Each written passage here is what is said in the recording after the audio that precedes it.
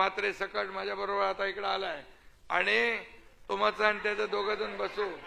तुम्ही काहीतरी त्यांच्याबद्दल काय कळ काढली आहे ते दुरुस्त करा लगेच इमिजिएट ताबडतोब. आपल्या भावकीत कंदाळ नको, भावकीत भांडण. अरे आपण हे का आहोत.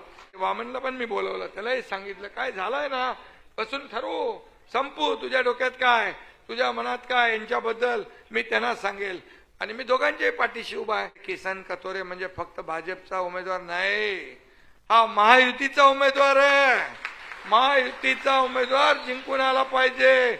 इथं तुताऱ्या पिपाण्या इकडे सगळ्या बंद पडल्या पाहिजे. अरे तुम्हाला आम्ही मोठं केलं, तुम्हाला आम्ही सत्ता दिली, तुम्हाला आम्ही अधिकार दिले, तुमच्या हवाले जिल्हा परिषद केले. एवढी बेईमानी करता. एकनाथ शिंदेशी बेईमानी करली खपवून घेणार नाही.